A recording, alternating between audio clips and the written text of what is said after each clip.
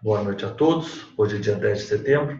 Vamos dar continuidade à nossa segunda aula do primeiro módulo do nosso curso Código de Normas Extrajudicial do Paraná esquematizado. Ontem, passando rápido, né, Renato? Nós vimos, então, que nós temos uma lei, que é a Lei 4.277, nós já temos essa lei. Você já tem essa lei? Marquei. Já tem. A cartolina, ela vai trazer, estabelecer, né? O código, né, é a própria lei conhecida como Código de Organização e Função Judiciária do Paraná. No artigo 1º, temos que essa lei, temos que o objeto dessa lei é a Constituição, a estrutura, atribuições e competências, tanto do Tribunal de Justiça, juiz e serviços auxiliares. Nós sabemos que vários órgãos compõem o Poder Judiciário do Estado do Paraná, entre eles o Tribunal de Justiça, que é dirigido, então, pelo presidente, vice-presidentes, corregedor-geral de Justiça e também corregedor. E quais seriam esses órgãos do Tribunal de Justiça? Nós temos o Pleno, o órgão especial, o Conselho da Magistratura, e nós temos também os órgãos fracionários. E é relevante nós destacarmos a Corregedoria Geral de Justiça como órgão fracionário. A Corregedoria Geral de Justiça, no artigo 14, tem a incumbência de fiscalizar tanto os magistrados quanto as serventias judiciais e os serviços extrajudiciais. Nós já vimos isso. Enquanto a Corregedoria Geral de Justiça é um órgão, temos uma pessoa que encabeça essa Corregedoria Geral de Justiça. Essa pessoa é o Corregedor Geral de Justiça, cujas atribuições estão previstas no artigo 16. Quais seriam as atribuições do Corregedor Geral de Justiça? Realizar tanto correições ordinárias quanto correições extraordinárias. Nós sabemos, então, que a Lei 14.277 de 2003, ela vai disciplinar a Constituição, estrutura, atribuições e competência tanto do Tribunal de Justiça, quanto do juiz, quanto dos serviços auxiliares. Mas quais seriam esses serviços auxiliares? Quem seriam as pessoas que prestam serviços auxiliares ao Poder Judiciário do Estado do Paraná? Nós temos os funcionários da Justiça, que são elencados no artigo 123, nós temos os serventuários da Justiça do Foro Judicial, que são elencados no artigo 119, e nós temos também os agentes delegados do Foro Extrajudicial, que são elencados no artigo 120. E é isso que nos interessa. Quem são essas pessoas elencadas no artigo 120? Tabeliões de nota, tabeliões de protesto, oficiais de registro de imóveis, oficiais do RTP e XCPJ, oficiais do registro civil das pessoas naturais, oficiais do registro de distribuição e ainda, a especificidade, os oficiais distritais, que é aqueles que acumulam, não de forma precária, as funções do RCP.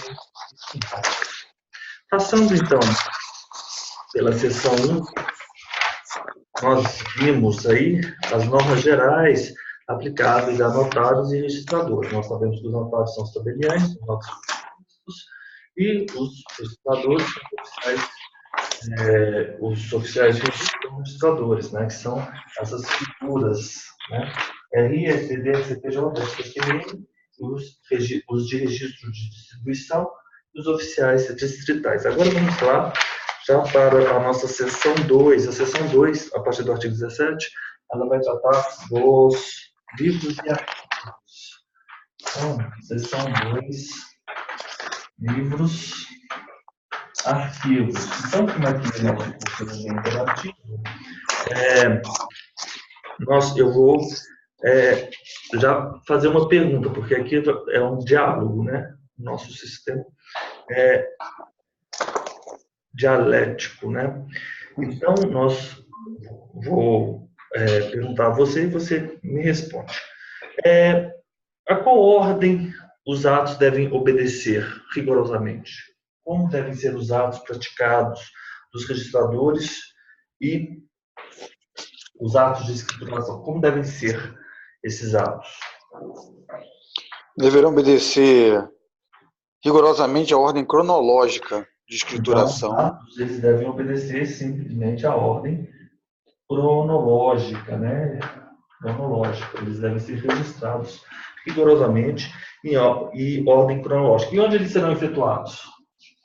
Em livro, Eles serão em folhas efetuados soltas, em livros, livros, certo? Desses livros. Esses livros eles podem ser tanto com folhas fixas, quanto também livros em folhas soltas. E o que esses livros devem... Professor, só um instantinho, é que aqui, pelo menos a gente sabe que pode ser fixo ou solta, mas aqui no 17 do Código de Normas do Paraná está só em folhas soltas. Só em folhas soltas, é verdade. Os atos dos registradores obedecerão rigorosamente à ordem cronológica de escrituração e serão feitos em livros em folhas soltas. Interessante, é isso mesmo. Livros, bem atentado, folhas soltas. E quais são as informações imprescindíveis que devem constar nestes livros? Quais seriam, A Renato? identificação da serventia, Ah, endereço, endereço. Uhum. nome do titular, Ah, numeração de série do livro, numeração. de série do livro Série. Uhum. Endereço, mais algum? e das folhas. Numeração de série do livro e das folhas Numeração, folhas.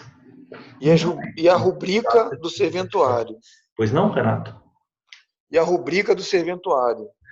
E nós ainda temos, encerrando, rubrica dos serventuários. Rubrica. Não, os atos vão ser praticados na ordem cronológica. Os atos de quem? Dos notários e dos oficiais de registro. E eles serão praticados em livros de folhas soltas, que devem conter a identificação da serventia, endereço da serventia, o titular da serventia, número de série do livro, número de folhas do livro e a rubrica dos serventuários. O que deve obedecer à nomenclatura, relativamente à nomenclatura, denominação dos livros? O que deve obedecer à denominação dos livros?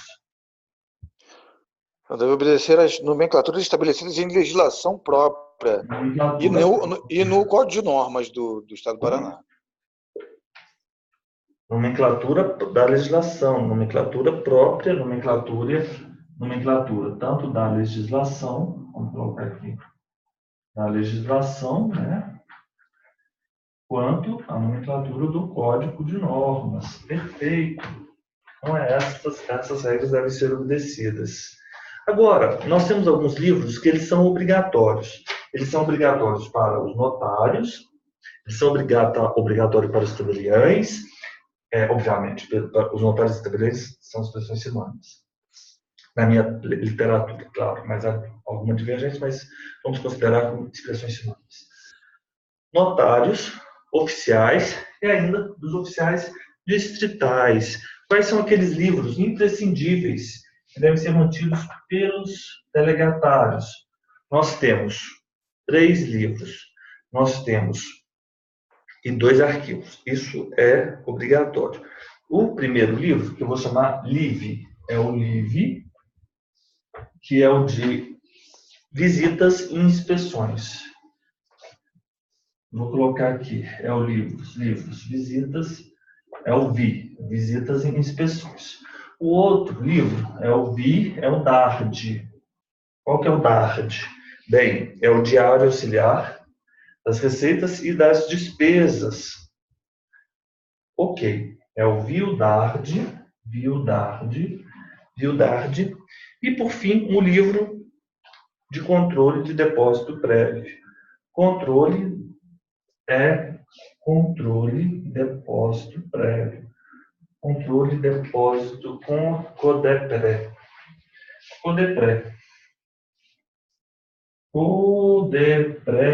Controle, depósito prévio. O CDP, controle, depósito prévio, com acha melhor. Vou colocar CDP para ficar mais limpo. O VI, visitas e inspeções, o DART e o CDP. E 2 arquivos. Quais seriam esses arquivos, Renato? São Arquivo de comunicação de selos e o arquivo das guias de recolhimento do FUNSEG. Comunicação selos, comunicação de selos e mais um outro, que é o arquivo das guias de recolhimento do FUNSEG. Guias, recolhimento, FUNSEG. Então, isso aqui, ó, imprescindível manterem estes livros e estes arquivos, né? Agora, nós não temos o 19, parágrafo 1º. Nós não temos o artigo 20 agora, nesse instante. Nós temos o parágrafo 1º. Ele traz regras, e essas regras elas são tratadas no provimento 45 do CNJ. Isso aí é muito importante. A gente já está estudando aí o provimento 45 do CNJ. O parágrafo 1º, ó, o que eu quero dizer aqui para você. Você vai ter um livro DARD, que é o Despesa, Diário Auxiliar de Receita e Despesa. Você vai fazer a escrituração das receitas e a escrituração das despesas. Ótimo. Vocês, como oficiais, como notários, deverão informar a receita no campo específico da receita. Mas o que se entende como receita? A receita que você vai informar aqui, Renato, é aquilo que é parte do emolumento, mas que é específico, pertencente ao titular, correto? As receitas. Quais seriam essas receitas? Os lançamentos relativos às receitas compreendem os emolumentos exclusivamente na parte recebida como receita do próprio titular. Então, receita para fins de escrituração do DART, receita do tabelião, do oficial, é receita do titular. Correto? Do titular. Então, aquilo é receita. Então, é uma receita específica, é uma receita própria. E eu posso até falar com um pouco de autoridade, afinal de contas, eu sou contabilista. Nunca imaginei que eu fosse usar isso aqui no cartório, né? Vai usar bastante. Específico. Oi? Vai usar bastante. Pois é, olha que interessante, né? A vida, né? Gasta mais tempo com essas questões acessórias do que propriamente o próprio conteúdo, né? Conteúdo, a função propriamente dita. Né? Conteúdo da função. Exatamente. A receita é a receita própria do titular. E você deve ou excluir tudo que não for receita própria do titular. E você vai excluir dessa linha receita, dessa expressão receita, você vai excluir. Aqui ele traz alguns exemplos, né? As quantias que são recebidas para pagamento de tributos, excluir o que não é para ser considerado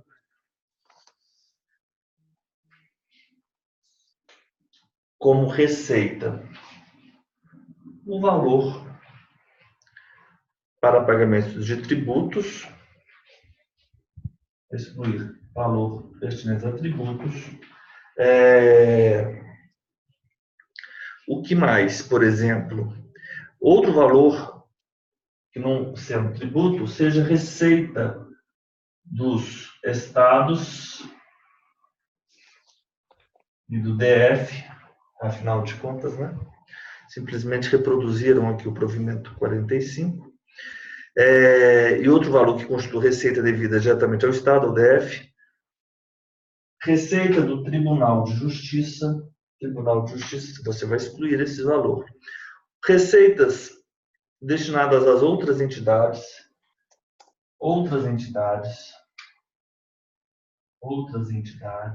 por exemplo, né? Santa Casas, como tem em São Paulo, né? E, por fim, receitas destinadas aos fundos de renda mínima e de custeio, o valor receitas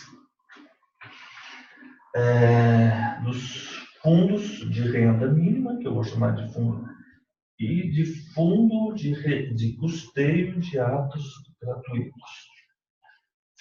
Receitas dos fundos de renda mínima e dos fundos de receita. Ótimo. Então, nós já sabemos assim, o que vai ser a nossa receita. Quando formos escriturar, inclusive isso é o que você deve fazer aí. Você tem o seu DART. Eu tenho absoluta certeza que aí na Bahia vocês têm um DART. Temos que ter, tenho sim. Então, tudo que eu estou a te dizer não é novidade, você já sabe disso. Você só está trazendo para o seu DARD, isso que eu estou falando, é um provimento do CNJ, correto? É o provimento 45 do CNJ. Então, você deve obedecer isso aí na sua serventia, correto? Isso, com certeza. Então, tá. Então, vamos continuar com agora as nossas receitas. Então, eu já sei o que é receita. Ah, ótimo. Já sei o que é receita. Agora, eu tenho no meu livro, não só receitas, eu tenho que elencar também as despesas. E quais seriam essas despesas? Ó, as despesas, por sua vez, elas também são aquelas definidas no próprio provimento. São aquelas relacionadas aos serviços, né? São aquelas diretamente relacionadas. Mas você também tem algumas parcelas que você deve excluir das despesas. São todas relacionadas? Não. Deverão ser aquelas diretamente relacionadas ao serviço, mas veda-se, devendo ser excluído, aquelas estritamente pessoais. Então, agora, o parágrafo 2º, ele define o que é despesa, né? O que é despesa. Parágrafo 2º, ele vai definir aí o que é despesa. Parágrafo 2º, o que é despesa. O que seriam as despesas? As diretamente relacionadas. Só isso. Diretamente relacionadas. Ótimo. E eu vou excluir aquelas estritamente pessoal. Recolhimento à carteira de previdência complementar, contribuições a entidades de classe, plano de saúde exclusivo do agente delegado. Então, se for para todos, então, o meu entendimento. Mas cabe sempre uma consulta, né, à corregedoria. Ah, sim.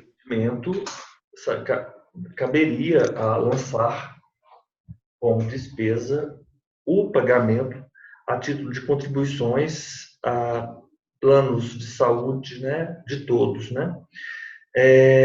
Não pode lançamento de gastos de caráter estritamente pessoal, vedado,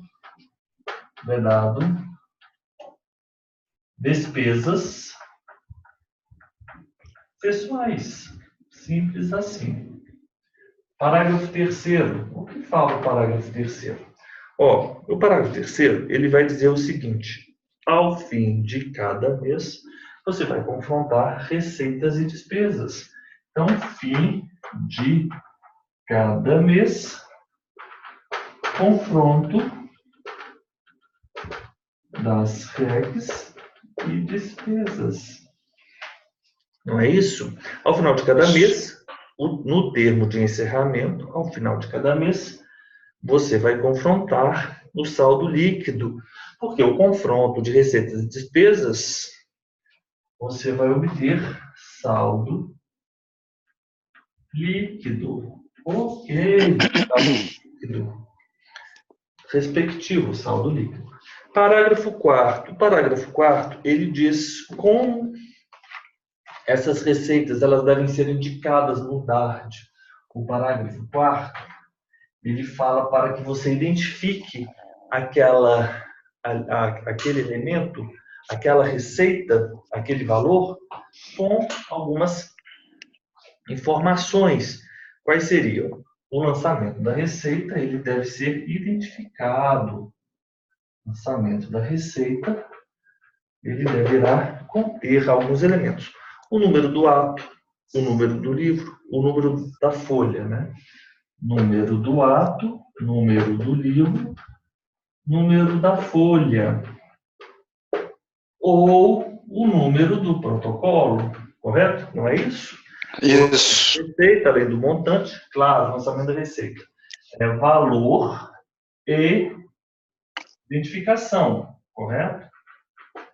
Elementos que identifiquem aquela receita. No lançamento da receita, haverá número do ato, do livro folha e protocolo. Qual o objetivo? identificar a receita. Está indo muito rápido, Renato?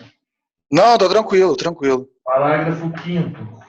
O parágrafo 5º, por sua vez, diz respeito ao DARD no seu período anual. O que deve ser feito pelos delegatários anualmente. Então, eles têm uma incumbência, uma tarefa anualmente, e é isso que é difícil, né? Porque são muitas.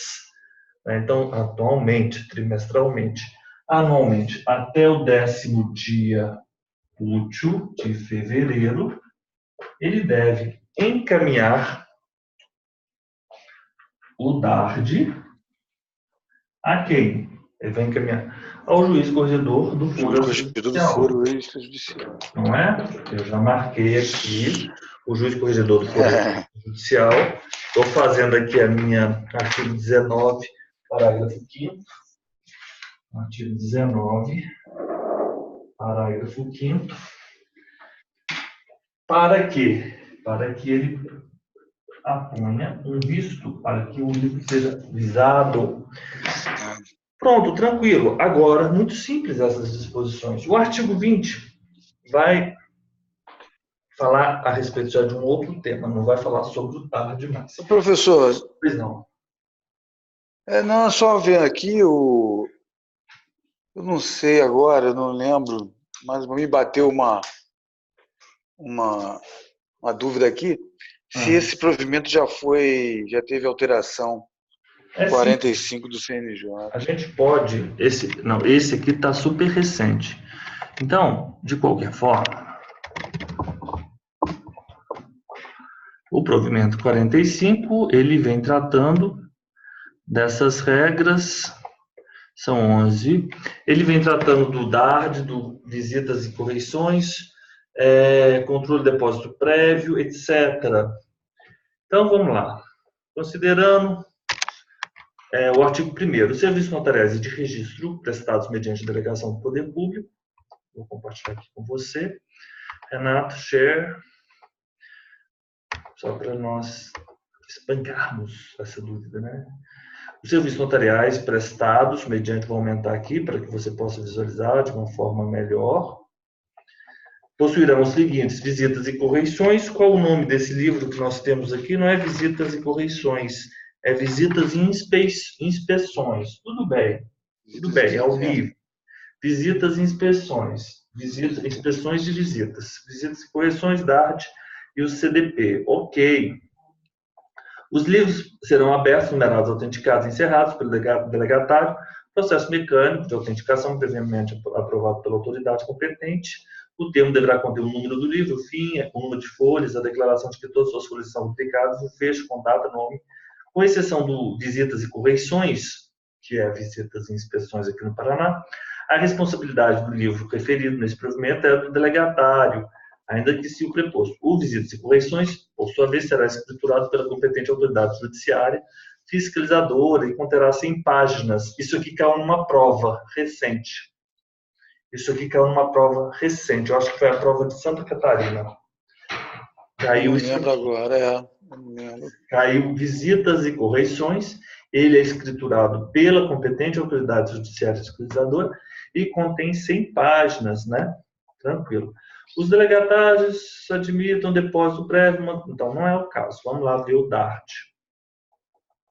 O DARD observará modelo usual para a forma contábil, terá suas folhas divididas em colunas para anotação de data, discriminação da receita e da despesa e do valor respectivo, devendo, se impresso em folhas soltas, ser encadernado tão logo encerrado.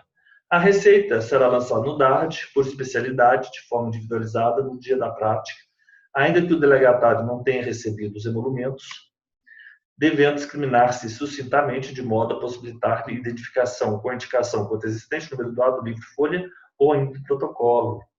Então, lançamento diário, né? Por especialidade, de forma individualizada, no dia da prática do ato, ainda que o delegatário não tenha recebido os emolumentos. Para a finalidade prevista, considera-se como dia da prática o da lavratura, encerramento do ato, para o serviço de notas. O do registro, para o serviço de RI, RTD, RCPJ, registro, né? O do registro, né? É. O do registro para os atos não compensáveis do RCPN e para seus atos gratuitos do momento do recebimento do pagamento efetuado por fundo de reembolso dos atos gratuitos e fundo de renda mínima. Então, quando você recebe isso, é que você vai lançar, correto? Quando considera-se o dia da prática do ato? Bem, se for no notas, o ato será considerado da lavratura e encerramento do ato. Se for no RI, RTD e RCPJ, do registro, também no RCPN será do registro, regra geral. Mas e se forem atos gratuitos, aí o lançamento da receita vai ser no dia do momento, no dia correspondente ao dia do recebimento do pagamento efetuado por fundo, né, de reembolso. Dia do pagamento do fundo, né, de reembolso dos atos gratuitos. No DART. Nos estados em que o pagamento dos emolumentos para o serviço de protesto de título for diferido, em virtude de previsão legal, será considerado como dia de prática do ato da lavratura, do termo de cancelamento, o do acatamento do pedido de desistência e o do pagamento do título. Correto? Então, é o termo de cancelamento. Os lançamentos relativos às receitas compreenderão os emolumentos previstos exclusivamente na parte recebida como receita do próprio delegatário, em razão dos atos efetivamente praticados, excluídas as quantias recebidas em depósito, os tributos recebidos a título de substituição tributária, que constituam receita dos estados, DF, Tribunal de Justiça, outras entidades de direito, e aos fundos de renda mínima de custeio dos atos gratuitos, conforme a previsão legal. É vedada a cobrança parcial ou de não cobrança de emolumentos, ressalvadas as hipóteses de isenção, não incidência ou diferimento. As despesas serão lançadas no dia em que se efetivarem, sempre deverão resultar da prestação do serviço delegado, sendo passíveis de lançamento no DART todas as relativas a investimento, custeio pessoal, dentre outras. Aí ele vem dizendo quais seriam essas que são passíveis, né? Relativos a investimento, custeio pessoal, promovidos a critérios do delegatário, dentre outros. Locação de imóveis e imóveis, né? Contratação de obras e serviços para conservação, ampliação, melhoria, contratação de serviços terceirizados, inclusive, aquisição de móveis, utensílios, eletrodomésticos e equipamentos mantidos no local da prestação de serviço, delegado, incluídos destinados ao entretenimento dos usuários que aguardem a prestação dos serviços de manutenção, aquisição ou locação de equipamentos, hardware e software, formação e manutenção de arquivos, segurança, etc. Plano individual ou coletivo de assistência médica e odontológica em favor dos prepostos e dependentes legais, assim como do titular da delegação e seus dependentes legais, caso se trate de plano coletivo, também incluídos os prepostos do delegatário. Aqui está falando diferente, né, no Código de Normas. Não, ele falou que se for para todos, tudo bem, não tem problema. Plano individual ou coletivo de assistência médica e odontológico contratado com entidade privada de saúde em favor dos prepostos e seus dependentes legais. Essa palavra prepostos, ela vai ter um sentido lato, daquelas pessoas todas que estão ali, que são os empregados do cartório, assim como do titular da delegação, assim como do titular da delegação e seus dependentes legais, caso se trate do plano coletivo, em que também incluídos os prepostos do delegatário. Então, você pode ter como despesa as suas despesas de plano odontológico ou de saúde, plano médico, se for incluídos os prepostos do delegatário, se todos estiverem incluídos. Porque quando ele fala aqui no plano individual ou coletivo, deve ser porque ou individual para cada contratado posto, ou então um coletivo que é para todos os prepostos. Esse individual deve ser, eu não sei exatamente qual seria a natureza desse contrato. Ele pode ser individual para cada... Contrato individual, coletivo. Eu não sei, nunca contratei plano para empresa. Não, também não, mas eu acho que deve ser isso, sim, né? Mas individual aí é um plano para cada uma daquelas pessoas ou um plano coletivo para aquele grupo de pessoas? Tem que ver aí como é ofertado estes planos aí nas operadoras, né? O plano individual, mas aqui, o que em que pese a expressão individual, você não pode ser só para o delegatário. Você tem que ser para todos. Isso eu afirmo com segurança. Despesa trabalhista, custeio de curso de aperfeiçoamento, valor do ISS, assessoria jurídica, engenharia, ok. Ao final de cada mês serão somados em separados receitas e despesas de líquido positivo no final de cada mês, ao final de cada exercício, balança anual da unidade com a indicação da receita, da despesa e do líquido mês a mês e apuração do saldo positivo ou negativo. Anualmente, até o 10º dia útil de fevereiro, o DART será avisado pela autoridade judiciária, juiz corregedor do foro extrajudicial, que determinará as glosas necessárias, ainda ordenar sua apresentação sempre que conveniente, o requerimento de reexame da decisão, que determina exclusão de lançamento de despesas, deverá ser formulado no prazo de recurso administrativo, ou, caso não exista, no prazo de 15 dias. Aí, é isso. Você pode também utilizar o DART para fins de recolhimento do IR. Mas, vamos só adiante. As normas impostas por esse provimento aos delegatários aplicam-se aos designados para responder interinamente, com as peculiaridades. Aqui que nós temos os limites, né? Isso. Os responsáveis por delegações vagas de notas lançarão no DART o valor da renda líquida excedente, né, a 90,25. É proibido contratar novos prepostos, aumentar salários, novas locações, sem a prévia autorização do tribunal. Todos os investimentos que comprometam a renda da unidade deverão ser objeto de projeto a ser encaminhado para o Tribunal de Justiça, respeitado o disposto no inciso anterior para a apuração do valor excedente, deve abater-se como despesa do responsável as previstas no artigo 8º. Aí nós temos aqui o lançamento no campo, no sistema de justiça aberta, né, dos valores, controle relativo à taxa de fiscalização, e aqui temos algumas outras regras. É mantida, né, aqui a especificidade do não revoga as normas estaduais, né. As corregedorias deverão dar ciência deste provimento aos juízes, que na forma da organização local forem competentes para a fiscalização de serviços de notas e registro. Esse provimento entra em vigor 30 dias contados de sua publicação. Ok, então vimos aqui esse provimento. Eu vou, inclusive, imprimi-lo, porque eu já quero muito fácil também, né? É um provimento assim bem pequeno, 11 folhas, que nós passamos bem rápido. Artigo 20. Nós temos esse dever legal, eu tirei a foto aqui, deixa eu voltar aqui, deixa eu tirar, esse aqui eu já tirei. Então, o artigo 20, o que vem falando no artigo 20? A plena informação à parte sobre o serviço e adequada e completa prestação de contas dos valores arrecadados pela unidade, ainda que para repasse, inserem-se no dever legal que tem o agente delegado de atender as partes com presteza e atuar com dignidade no mistério, justificando, assim, a confiança que lhe é depositada. Isso aí está autoexplicativo. Prestação de contas.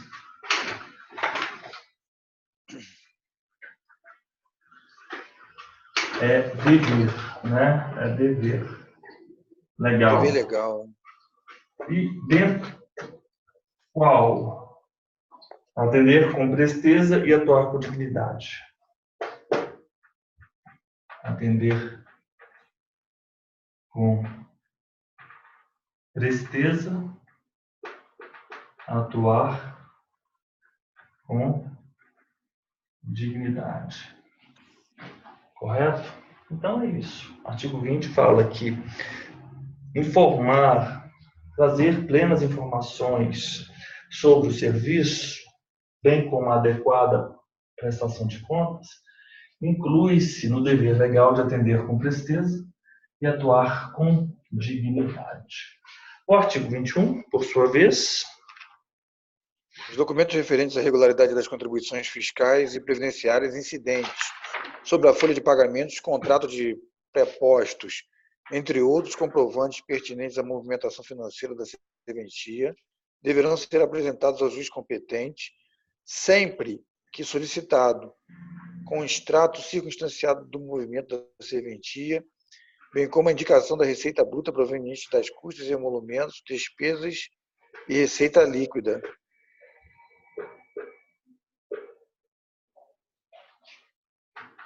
Então é isso, ó. É o que eu tenho feito aqui.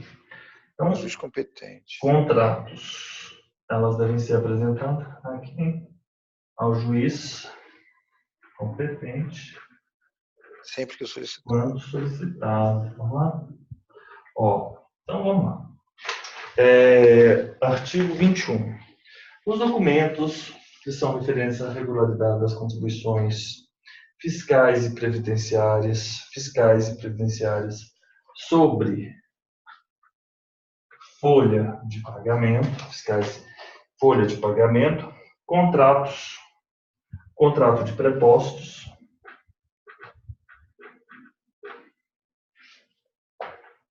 DOCs, contratos de prepostos, entre outros comprovantes. Vou colocar aqui outros comprovantes deverão ser encaminhados, apresentados ao juiz competente, sempre que solicitado, com extrato mais juiz competente. Isso aqui mais extrato. E esse extrato ele deverá trazer algumas informações circunstanciado do movimento. Extrato circunstanciado movimento financeiro. É isso que nós temos que saber aqui. Movimento financeiro. Trazendo indicação da receita bruta, proveniente das custos e emolumentos, despesas, receitas líquidas, né? Então, é a REC bruta, despesas, REC líquida. Ok, tudo bem. Então, é isso que o artigo 21 traz. Nós estamos aqui tratando, né?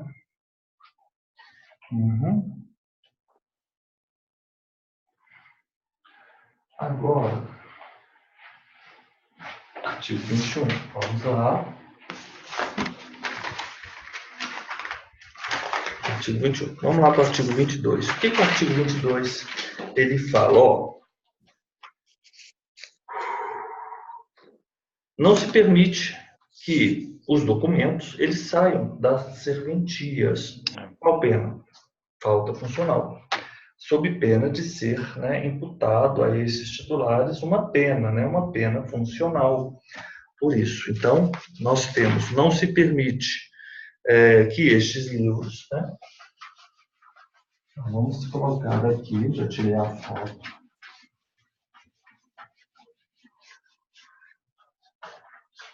Nós temos artigo 22. Sob pena de incorrer em falta funcional, os notários não permitirão livros, fichas, documentos e papéis saiam. Então, aqui nós temos 22, uma vedação. Vedação. Eu vou colocar documentos, no sentido amplíssimo da palavra, livros, folhas, arquivos, correto? Saiam, não pode. Pena, sob risco de haver uma pena, né? Pela falta funcional, uma pena funcional. Sob pena de serem imputados a eles uma falta funcional. Então, vamos colocar aqui falta funcional.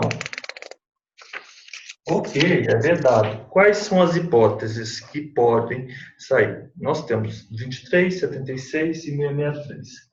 Exceção 23, 76, algumas hipóteses é possível, 663.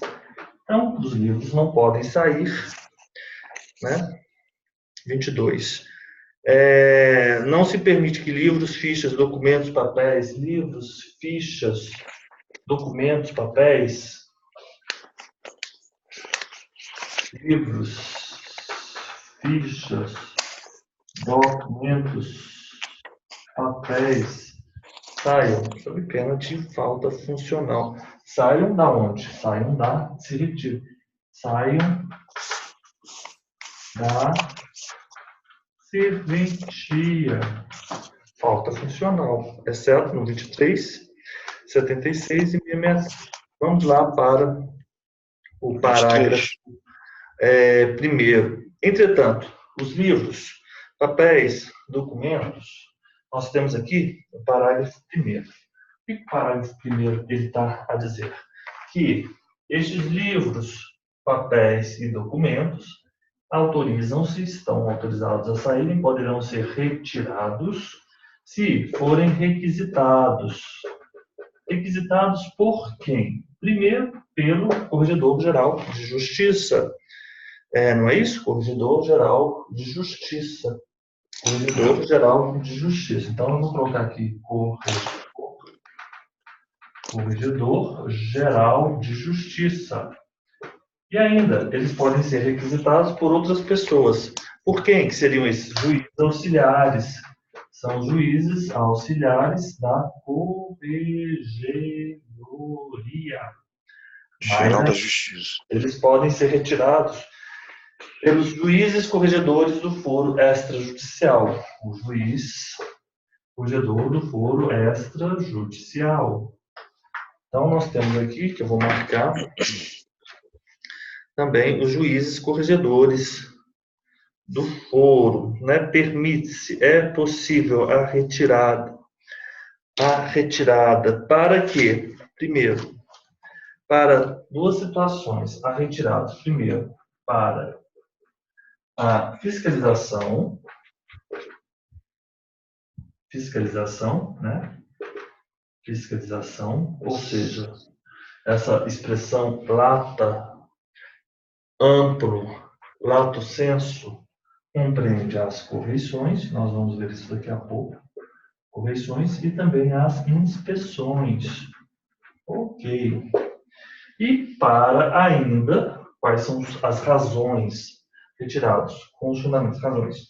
Verificação das receitas do FUNREJUS. Verificação FUNREJUS. Então, agora nós vamos ler esse artigo de uma forma melhor. O que ele fala aqui no parágrafo primeiro? Ó, lê para mim, Renato, por gentileza. Tendo em vista o organograma.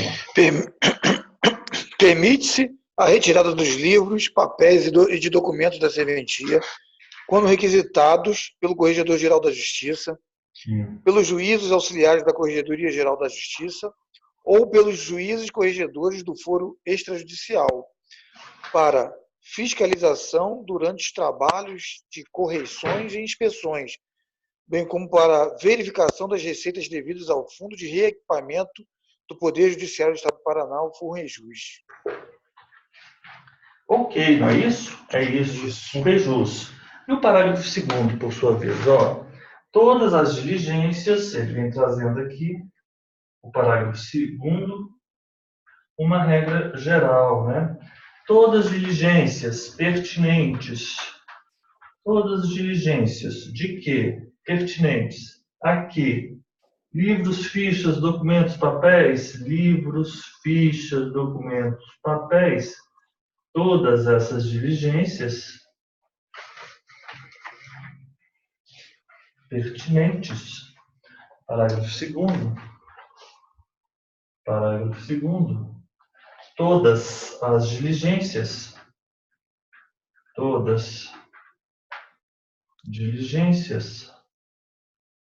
livros, folhas, documentos, papéis, sempre realizadas na serventia. Não é isso? Lê para mim, por gentileza, Renato. Ressalvada a hipótese do parágrafo anterior, que todas as diligências judiciais e extrajudiciais que envolvam a apresentação de livros, fichas, documentos, papéis, microfilmes e sistemas de computação serão realizadas na própria serventia. Ponto. Mais alguma informação? Parágrafo 2º. Artigo, então, vamos tirar uma foto aqui, já montando aí o nosso esquema de estudo.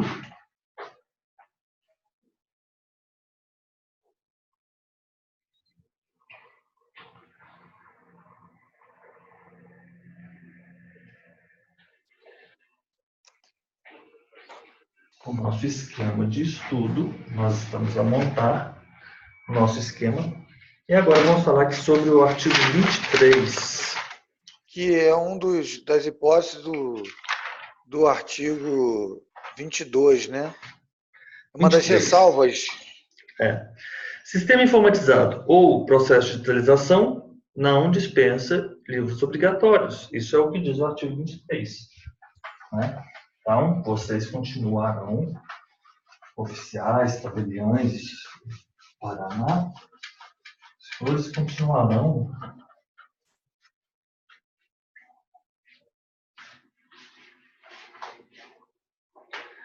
vamos lá? 23. O que? A implantação de sistema informatizado de dados. A existência de sistema informatizado,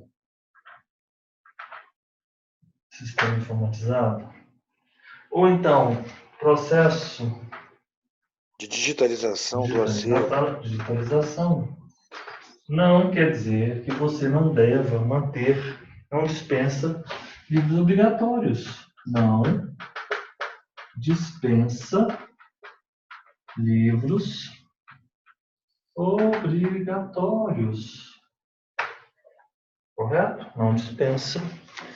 A implantação do sistema informatizado, veja aí para mim, por favor. A implantação de sistema informatizado de dados ou processo de digitalização do acervo da serventia não dispensa a utilização dos livros obrigatórios, os quais serão formados pela encadernação editorial das folhas extraídas pelo sistema de impressão, os quais serão formados pela encadernação editorial das folhas extraídas pelo sistema de impressão. Então é isso. Folhas extraídas, né? Folhas serão impressas, né? Isso diz o artigo 23, vedado sempre grampo ou parafuso, né? Não se pode utilizar porque o grampo ou parafuso, com o tempo, ele enferruja e ele destrói o papel. Aqui também é proibido. Artigo 24. O que diz o artigo 24, por sua vez? Bem, o artigo 24, ele está falando a respeito dos arquivos. Professor, só um detalhe aqui, que isso às vezes gera até dúvida quem já trabalha na área. Porque, por exemplo, ele falou das ressalvas aqui das hipóteses, do 23, 76 e 663 desse código, né? Aí o 23, ele fala que essa implantação de sistema e processo de digitalização do acervo não dispensa a utilização dos livros obrigatórios, que eles vão ser encadernados, né? Enfim. Uhum. Então, eu depreendo daqui que seria uma ressalva daquela questão de eles não poderem sair da respectiva serventia. Então, se for para... Eu estou aqui meio que... É porque é o seguinte, nós temos para que ser ler... encadernado, né? Para ser encadernado, ele pode sair, né? É porque é o seguinte, não pode sair, mas você vai fazer um backup. O backup não deve ser mantido em outro local seguro, uma cópia. Então, nessa hipótese, para ser mantida a cópia de segurança, ou então para encadernação, é outra hipótese. Você pode sim retirar o livro, entendeu? Porque se você faz o upload por um sistema, um banco de dados que é mantido num provedor, os provedores, eles fisicamente, eles estão em outros locais, então não faz muito sentido ter a restrição, porque poderia se apresentar um paradoxo entre a necessidade de se fazer um backup, que é uma cópia de segurança, e a exigência de se manter aqueles arquivos na serventia. Você vai conciliar. Então, aqui no caso específico, diz respeito a sair para encadernação. Tudo bem. Mas não é só isso. Você também tem uma cópia de segurança. Nós vamos ver aqui no artigo 24. Ele não diz com todas as letras essa situação, né, de sair. Ele diz a ressalva, se subentende pelo 23 que poderá sair para, enfim... Encadernação. Mas ele não diz com né? Não é expresso isso, né? Não, mas ele fala ressalva, por exemplo, a vedação à saída, ela é ressalvada nas hipóteses de encadernação, isso está claro. Não é isso? Depreende isso, depreende. Uhum. É uma análise sistemática, correto? Não está ipsis literis, não está em letras grafadas com letras.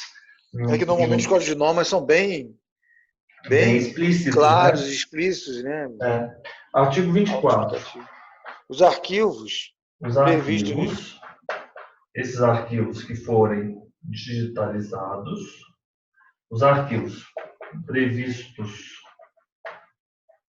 e mantidos, que forem digitalizados, gravados eletronicamente,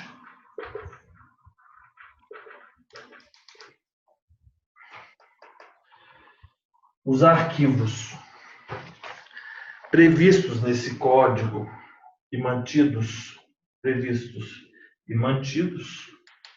os arquivos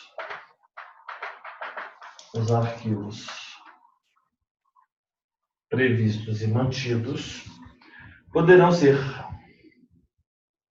Não, os arquivos previstos e mantidos poderão ser mantidos, digitalizados e gravados eletronicamente, salvo quando a normativa exigir o arquivamento da via original. Salvo aqui não é livro, arquivamento, né? Da via original. Ok. Então, isso aqui diz o artigo 24. O artigo 26, ele vem tratando de procedimentos. Artigo 26. O 25 foi revogado, né? O 25 foi suprimido. O 26, ele vai tratar de procedimento de digitalização. Pelo procedimento de digitalização.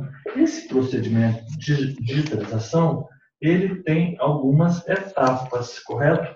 E eu vou fazer o seguinte, Renato, eu vou mandar o esquema que eu preparei hoje à tarde para que eu não tenha que fazer aqui no quadro. Eu quero ganhar um pouco de tempo, tá bom?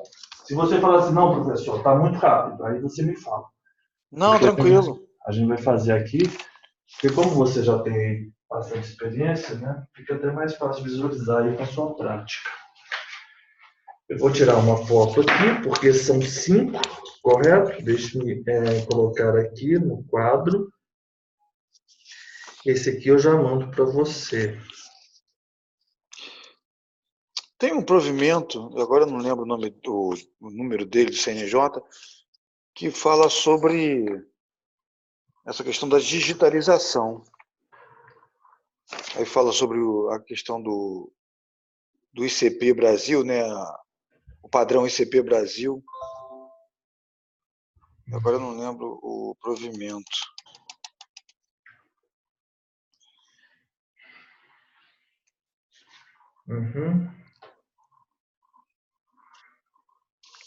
Eu vou botar aqui provimento e vou dar uma procurada aqui depois.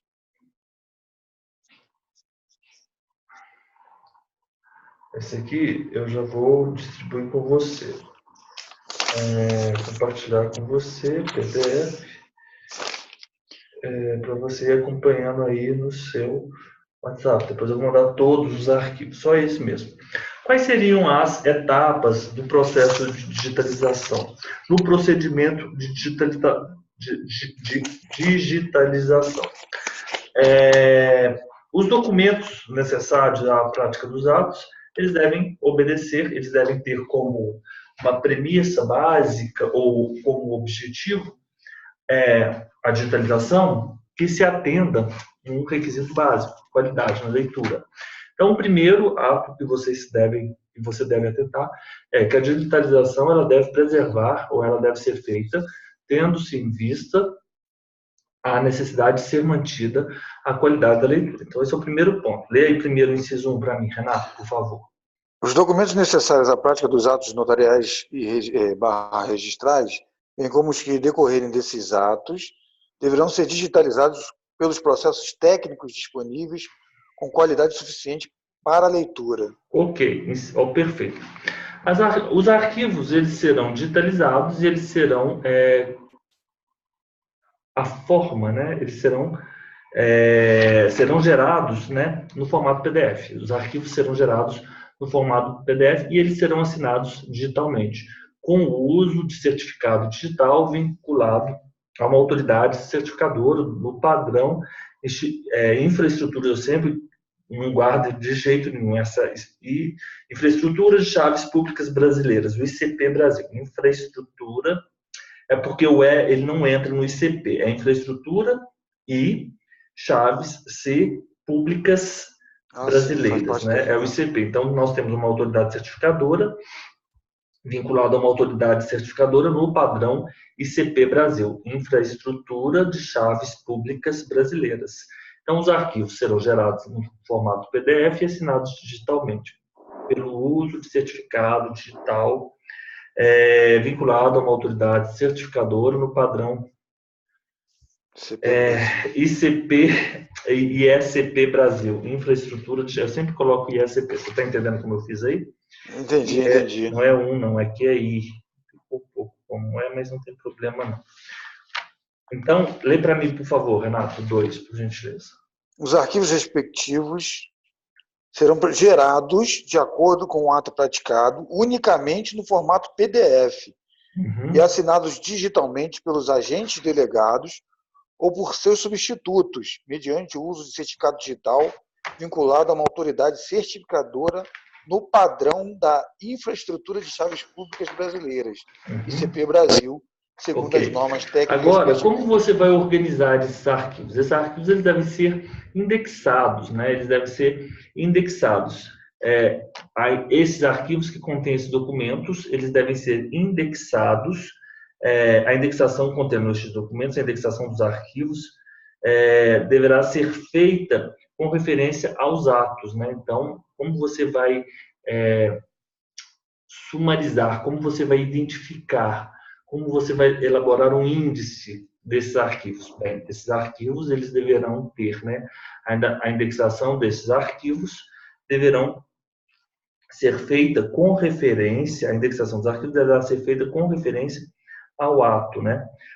Aos atos, diversos protocolos, em quais livros, folhas, onde foram utilizados ou em razão das quais foram produzidos, de modo a facilitar a localização. Então, indexação dos arquivos com referência ao ato praticado, né? A indexação dos arquivos. Lê para mim, por favor, Renato. A indexação dos arquivos contendo os documentos digitalizados será feita com referência aos atos, protocolo, livro e folhas, onde foram utilizados ou em razão dos quais foram produzidos, de modo a facilitar sua localização e conferência. Exato. Tranquilo, né? Ok, a indexação. Então, aqui eu vou até te dar uma outra foto. Agora, o 4, ele está falando que o arquivamento deve ser feito, deve ser promovido, os dados devem ser arquivados, o arquivamento deve ser feito de forma segura, né? De forma segura, garantindo, né, uma fácil localização, né?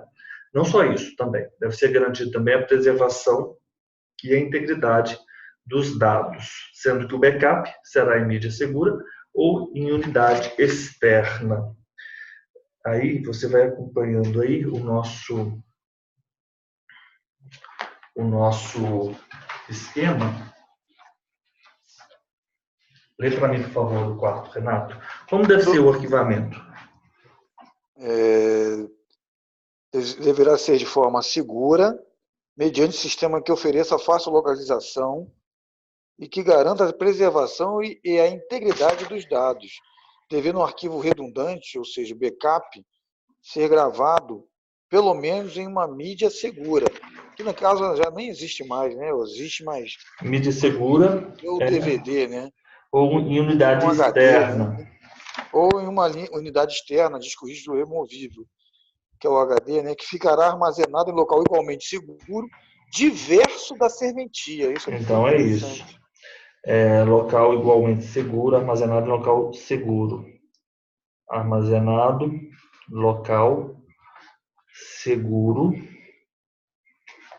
diverso da serventia. Então tem que ter um Então, backup tá. na E por serventia fim, por fim, então, assim, todos os dados eles devem ser arquivados de forma segura, né? O arquivamento dos dados deve ser de forma segura, né? O arquivamento dos dados deve ser de forma segura. Eu vou colocar aqui, arquivamento deve ser de forma segura. Em sistema, em sistema que ofereça fácil localização, mas não só isso, mas também garanta a preservação e a integridade destes dados. E o backup, que no caso é o arquivo redundante, o arquivo backup, ele deve ser mantido em mídia segura em unidade externa. Essa unidade externa deve ser armazenada em local seguro, que é diverso da serventia. Por fim, os documentos apresentados para a lavratura dos dados, eles devem ser devolvidos às partes após a digitalização. Né? Os documentos, então vou colocar aqui docs. Eu fiz alguns ajustes, eu vou tirar aqui a foto e vou reenviar. Deixa eu apagar esse aqui. Vou voltar aqui, esse aqui. Eu vou, onde está?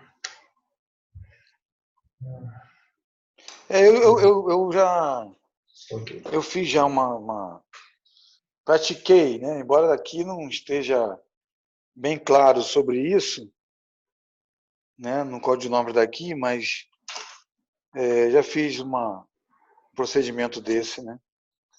Você já está promovendo a digitalização? A única coisa que eu tenho que providenciar o mais rápido possível é esse que eu salvo em disco rígido, né, no HD, mas fica na serventia.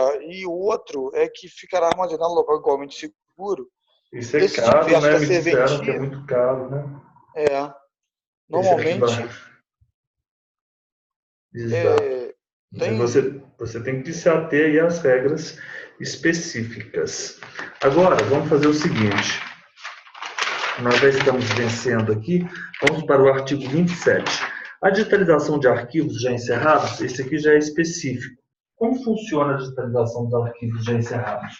No caso do Paraná, para que sejam digitalizados esses arquivos encerrados, é imprescindível a manifestação de uma autoridade. Quem é essa autoridade, Renato? Artigo 27. Juiz corregedor do foro extrajudicial. Então, vamos colocar aqui a digitalização. Lê, por favor, o artigo 27. A digitalização de arquivos já encerrados dependerá de prévia autorização do juiz corregedor do foro extrajudicial, observados os requisitos estabelecidos no artigo anterior, quando então poderão ser incinerados ou por outra forma destruídos, resguardado e preservado o sigilo. Judicial. Requisitos do parágrafo único. Então, prévia autorização, requisitos anteriores, né? E depois eles serão incinerados ou destruídos. Sempre nós devemos ter em mente, o sigilo deve ser preservado, correto? O sigilo deve ser preservado. Artigo 27. O que diz o artigo 27? A digitalização de arquivos encerrados depende de uma prévia autorização do juiz corregedor do foro extrajudicial. Então, nós temos prévia autorização da autoridade, que no caso é o juiz corregedor do foro extrajudicial. Então, eu vou marcar aqui também o juiz corregedor do foro extrajudicial, juiz corregedor do foro extrajudicial. Outra atribuição do artigo 27. Onde está minha canetinha? Aqui. Artigo 27. Artigo 27, juiz corregedor do foro extrajudicial. Observados os requisitos, né, do artigo anterior. Então, quais são os requisitos? Artigo 26. Obedecer, observar, requisitos, artigo 26. E após isso, serão incinerados, destruídos, sempre obedecendo o sigilo. Perfeito. Agora, o que já diz o parágrafo único? Né? O parágrafo único, ele diz respeito a alvarás e mandados judiciais. O parágrafo 1, ele dirá respeito a alvarás e mandados judiciais. Alvarás e mandados judiciais. Alvarás e mandados judiciais. Alvarás e mandados judiciais. O parágrafo 1, alvarás e mandados judiciais. Nessas hipóteses, vocês, o agente ele vai certificar o cumprimento da ordem ou a utilização do alvará. Então, ele vai certificar cumprimento,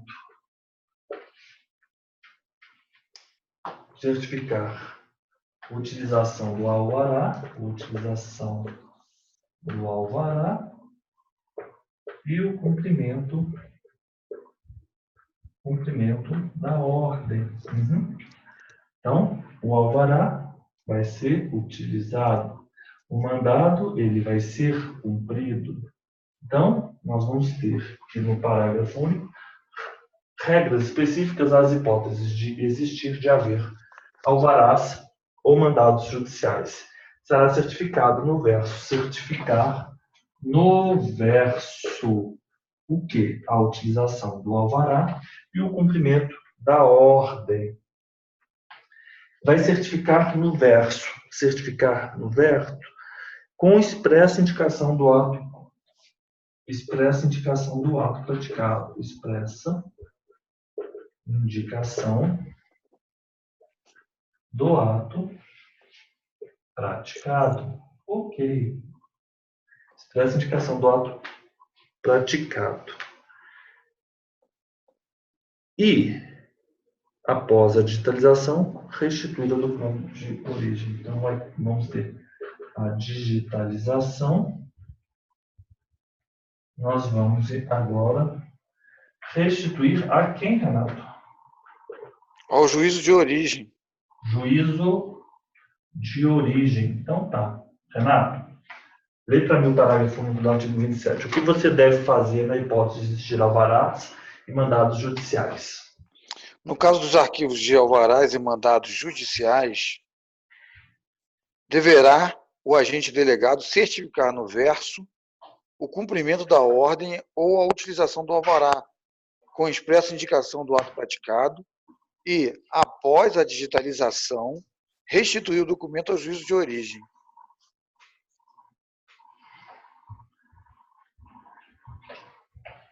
Exatamente isso. Exatamente isso. Agora, vamos só fazer mais um, e aí nós vamos fazer o nosso intervalo. Agora, o artigo que nós vamos tratar é o artigo 28. O que diz esse arquivo? Os livros que serão abertos, simplesmente como diz respeito a regras dos livros. Deixa eu apagar aqui, serão abertos, encerrados. Professor, só um adendo aqui, porque o 28 já não fala mais de digitalização, né? Já mudou de assunto, né? Já mudou de assunto. É que não só para... É que eu até anotei aqui, o provimento é o 50, até, que dispõe sobre a conservação de documentos nos cartórios extrajudiciais. Então tá, peraí, deixa eu só marcar aqui. E o provimento... 50, então, CNJ. Peraí. Artigo 28, que começa já, né? Então, aqui...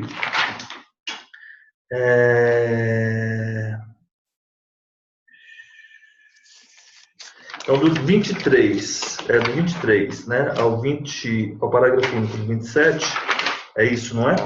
Isso. Então, vou marcar aqui. Você está me falando aí? Você está com ele? Estou aberto aqui com ele. Qual é o provimento? 50. É o provimento 50 isso. Do CNJ, correto? Correto. Então, vamos ver aqui o provimento 50 do CNJ. Então, vamos lá. Provimento 50 do CNJ. 50 do CNJ. Provimento 50 do CNJ. É um arquivo também que tem 14 folhas. Vou compartilhar aqui com você. Provimento 50 compartilhando, né? Considerando, ficam autorizados os cartórios de notas, protestos, RI, RCP, NRC, etc. Adotar a tabela de temporalidade de documentos. Tabela. Os documentos que venham a ser descartados devem ser previamente desfigurados, de modo que as informações não possam ser recuperadas, especialmente as indicações de identidade pessoal e assinatura. Toda eliminação de documentos pelos cartórios judiciais e a tabela de temporalidade deverá ser comunicada ao juiz competente, correto? Bacana. Aí nós temos a tabela de temporalidade aqui. Vamos fazer o seguinte, vamos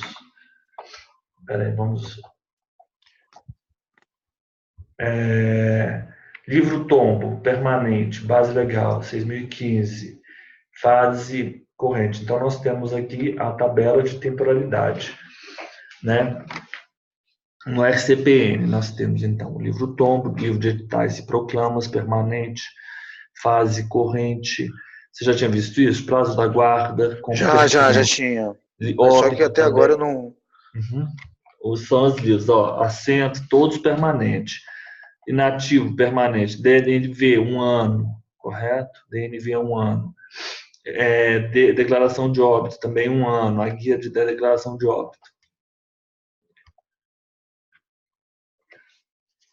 Retificações de qualquer espécie, registro de nascimento tardio e outros processos com trâmite na própria serventia.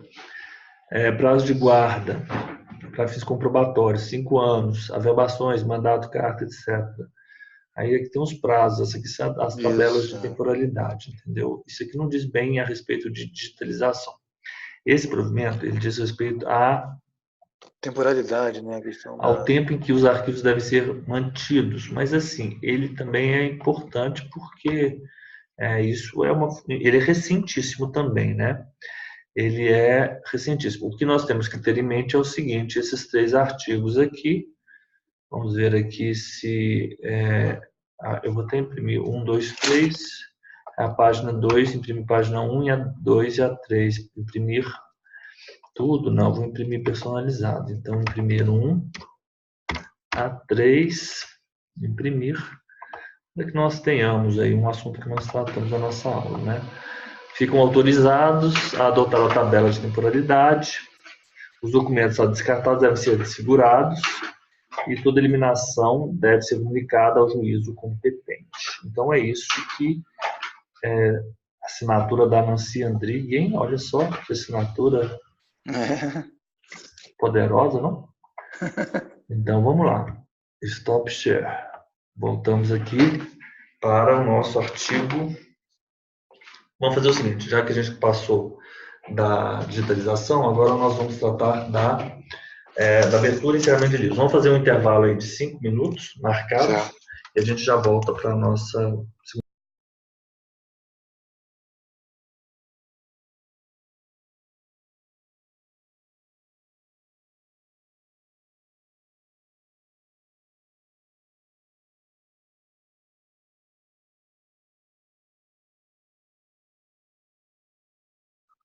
O professor estava vendo aqui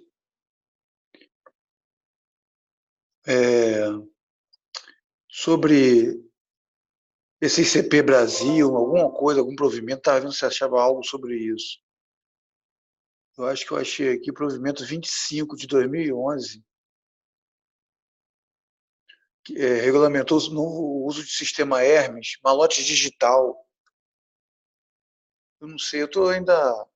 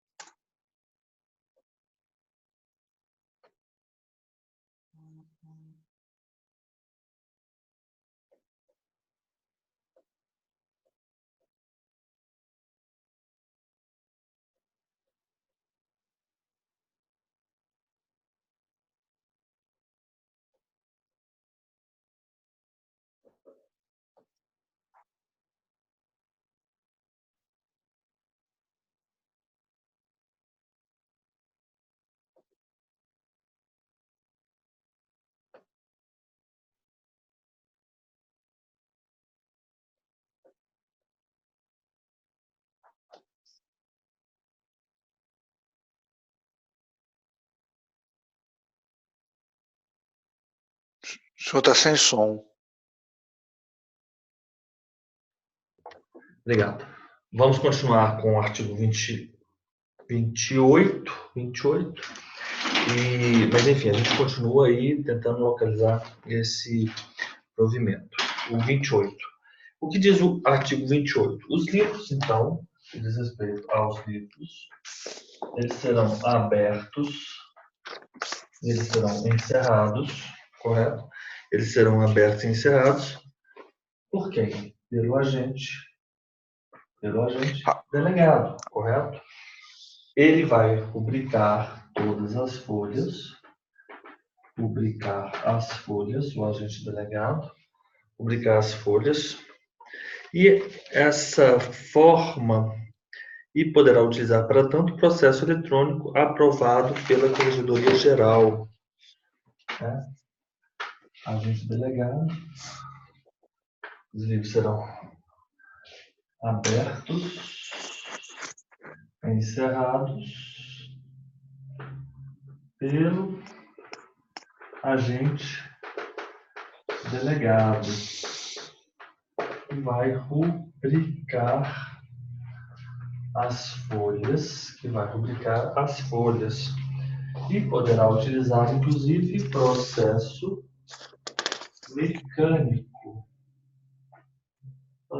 mecânico autorizado aí pela Corregedoria Geral de Justiça. Como deverão ser abertos e encerrados os livros, Renato? Os livros.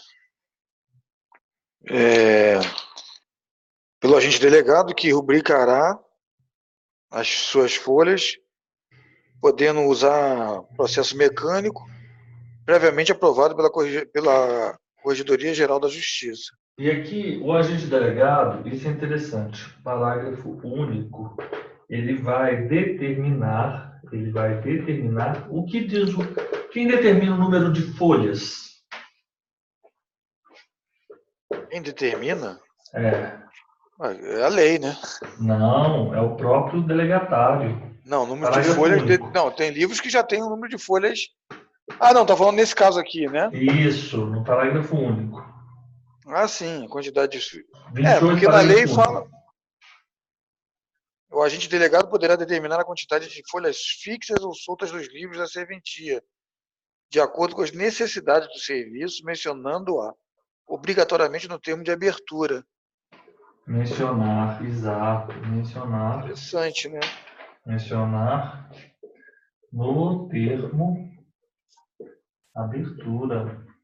Obrigatoriamente no termo de abertura. Então, exatamente isso. Então, o agente delegado ele pode determinar a quantidade de folhas fixas ou soltas dos livros de acordo com a necessidade. A quantidade vai atender a um critério. Necessidade. Aqui.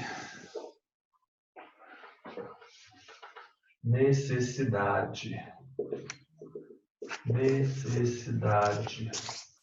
Ok? Necessidade. Vão atender à necessidade do serviço, mencionando a quantidade de folhas, a quantidade deve ser mencionada. A quantidade mencionada onde? Será mencionada? Termo de encerramento, né? Não, termo de abertura. Termo de abertura, desculpa. Termo de abertura. Ok. Termo de abertura. O artigo 29 foi suprimido e vamos aí para o artigo 30. Mas antes eu vou ter que fazer o seguinte. Eu vou ter que trocar o cartucho aqui do meu pincel.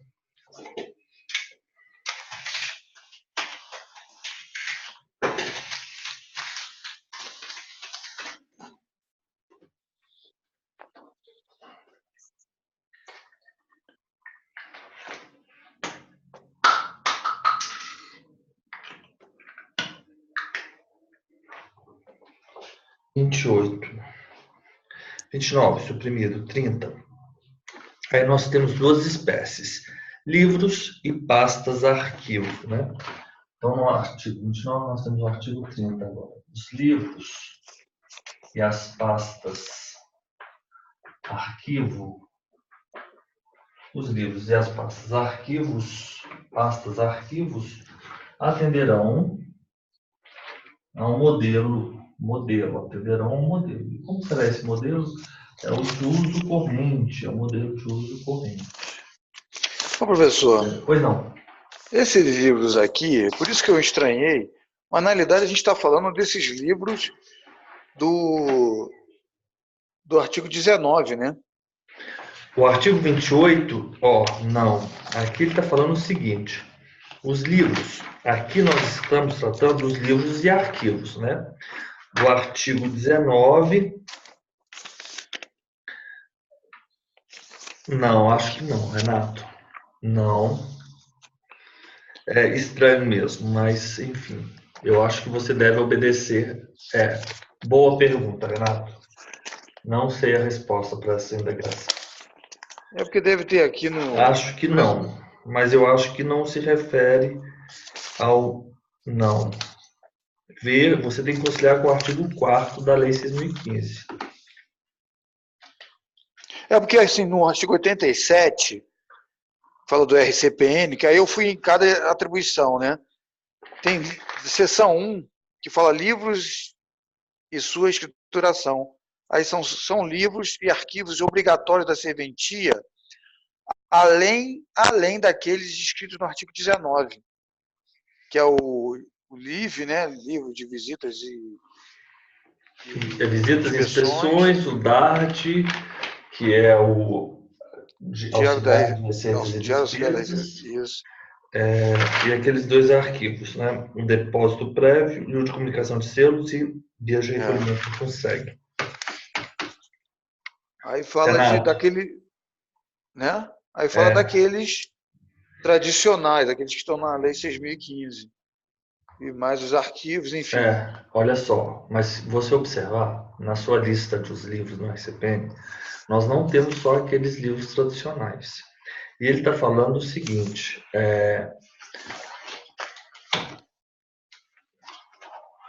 olha só, nós temos aqueles, né? Protocolo geral, nós temos outros arquivos, né? Ô, Renato, vamos deixar essa indagação para um outro momento? A gente vai chegar lá A gente tem que pensar isso de uma forma sistemática, né? Global e sistemática, correto? Mas assim, muito bem-vinda essa sua colocação, mas a gente não vai conseguir, a gente vai ter que pensar sobre isso e conjugar com outros elementos. Nós temos os livros e pastas arquivos, deverão ter esses modelos, né? Deverão ser os modelos de uso corrente, né? E, antes de qualquer ato, esses livros, né, devemos ser, antes da lavratura de qualquer ato, a abertura, né, a corregedoria, os livros, né, e pastas obedecerão aos modelos, devemos ser, antes da lavratura de qualquer ato, comunicados à corregedoria do foro extrajudicial e registrados no livro exclusivamente. Então, eles devem ser, você deve comunicar antes de qualquer ato. Antes de qualquer ato. Você comunica quem? Você comunica a corregedoria do foro extrajudicial da comarca. Corregedoria do foro extrajudicial, corregedoria do foro extrajudicial, comarca. É mais um daquele. Para que seja feito no livro da corregedoria, lá eles têm um livro, para que seja feito a autenticação da data, para que seja registrado, para que seja feito o registro, para que seja registrado No livro de registro e controle de livros dos registradores. Esse livro não é um livro que existe lá na sua serventia. Esse livro existe na corregedoria. Na corregedoria. Da corregedoria do Foro Extrajudicial, né? Exato. Livro, registro. Exclusivamente. Registro e controle.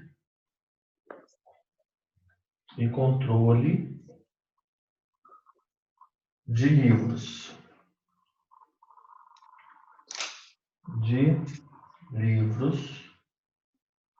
Notariais e registrais.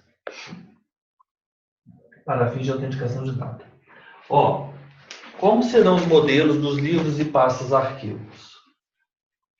Renato, modelo de uso corrente. O que deve ocorrer antes de qualquer ato, Renato? Fala para mim. Antes da lavratura, né? De qualquer ato. De qualquer ato. Eles deverão ser.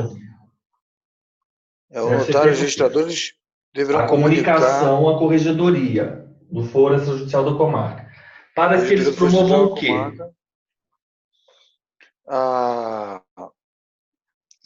Eles promovam um registro, né? Registro.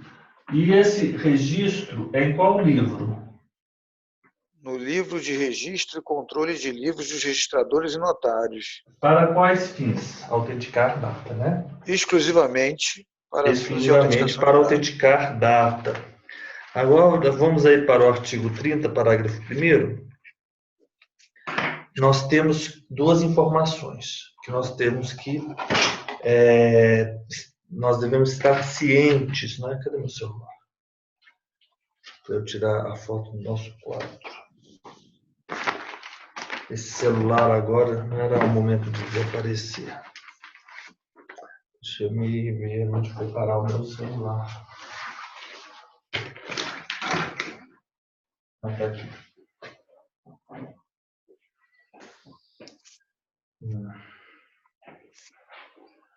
Então, você já vai praticar isso. Agora, Renato, você tem que tomar ter ciência de uma outra providência que deve ser adotada.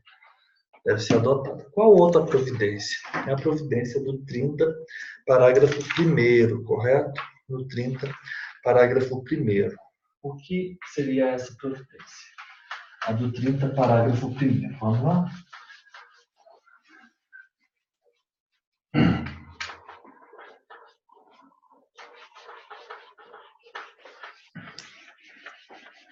O que diz o artigo 30, parágrafo 1º? Os comunicados de abertura, você, quando abre o livro, você deve comunicar a abertura. Então, você vai ter no 30, parágrafo 1º, você vai ter, primeiro, a abertura do livro, correto? Isso. Essa abertura do livro, ela vai ensejar a comunicação da abertura do livro, correto? Essa comunicação da abertura do livro, ela será feita por qual meio? Veículo, instrumento, ou sistema mensageiro. Sistema mensageiro. E será comunicado a quem? A Secretaria da Corregedoria do Foro Extrajudicial. Então, vamos lá. Secretaria da Corregedoria do Foro Extrajudicial. Este é. Agora, o que promove a Secretaria do Foro Extrajudicial? Essa secretaria aqui, ela, por sua vez, ela vai comunicar. Então, a abertura do livro, comunicado da abertura do livro, o delegado, vamos colocar aqui, delegatário promove a abertura do livro, comunica a abertura do livro pelo sistema mensageiro. A secretaria também, pelo sistema Mensageiro. mensageiro vai comunicar o quê? O registro. O número do registro, né? Não é? O registro. O registro ao delegatário. Delegatário. Então, isso que o artigo fala. É um esqueminha. Então, Secretaria da Corregedoria do Foro Extrajudicial. Deixa eu colocar aqui para ficar melhor. Secretaria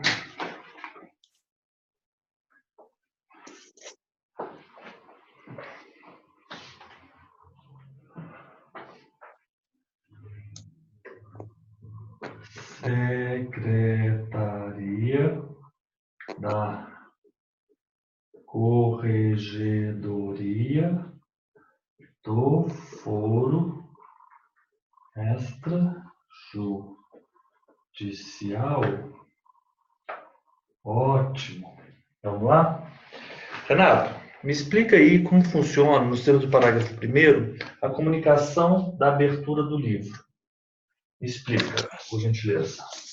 Então, o delegatário ele deve comunicar a abertura dos livros à Secretaria da Corregedoria do Foro Extrajudicial. Ok.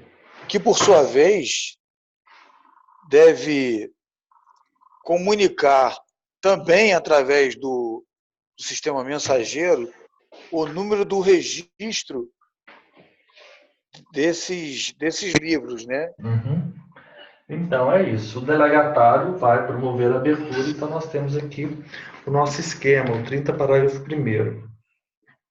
Agora, o 30, parágrafo 2º, o que ele fala? O 30, parágrafo 2º, ele vai dizer o seguinte, que, para garantir qualidade satisfatória e modo eficiente, o juiz pode limitar a abertura de livros e vai encaminhar cópia do ato à Corregedoria Geral, correto? Então, com vistas a garantir qualidade, garantir o quê?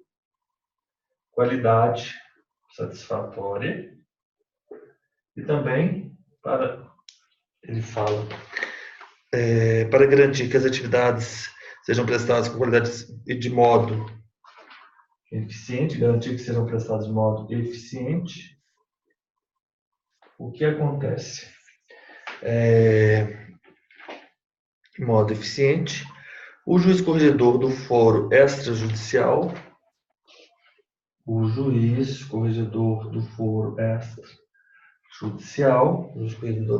pode limitar a abertura de livros. Limitar a abertura.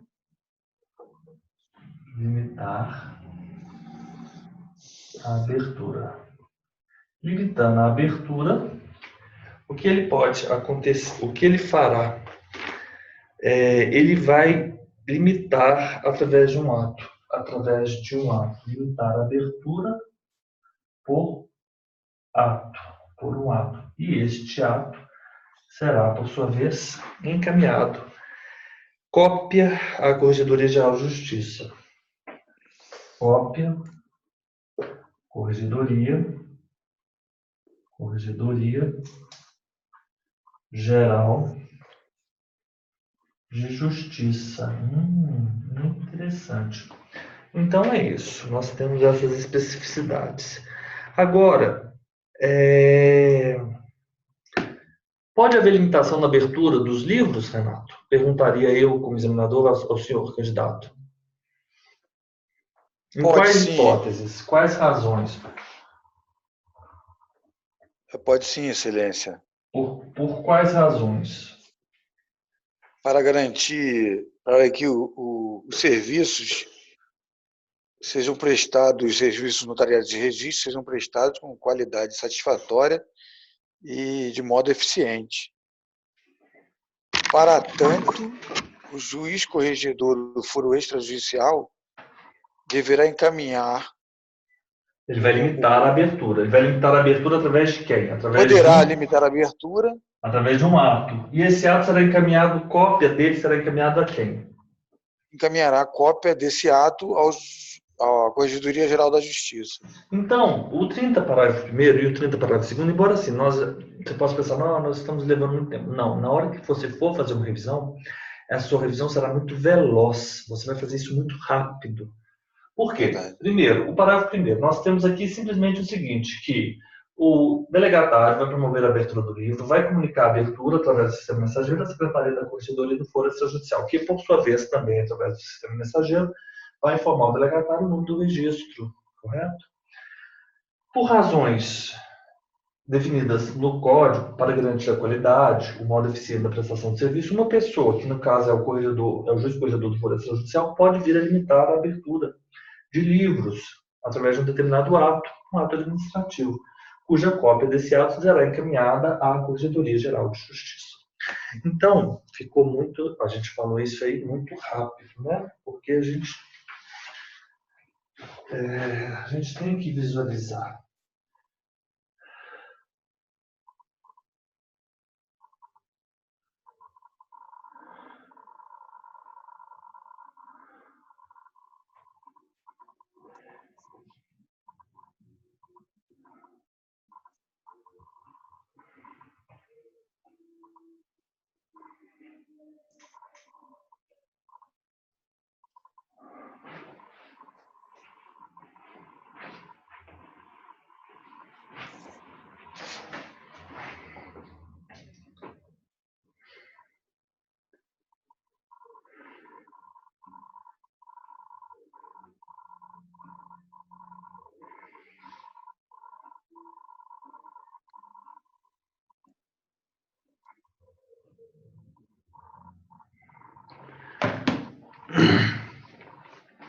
Vamos aqui para o artigo 31. O que diz o artigo 31?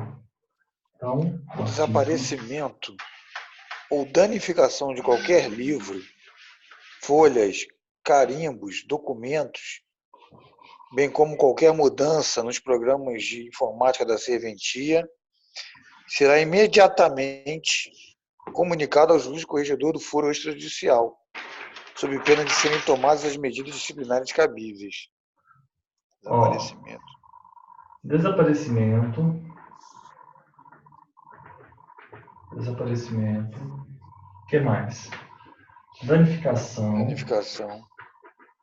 Mais o quê? A mudança do programa de informática. Dos programas de informática. Mudança. Programa. Informática. Nós sabemos de vários, né, de livros, folhas, carimbos, documentos. Então, vamos colocar aqui. Folhas, carimbos, documentos, livros, né? Livros, folhas, carimbos, documentos, docs.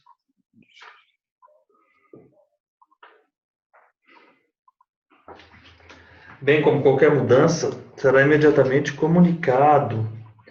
Imediatamente comunicado.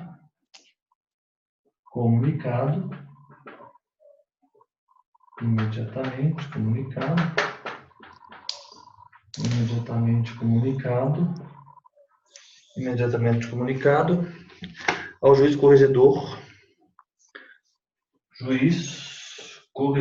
do foro extrajudicial. Se não comunica, vamos colocar aqui, não comunica, como se fosse uma pergunta, não comunica. O que ocorrerá? Medidas disciplinares.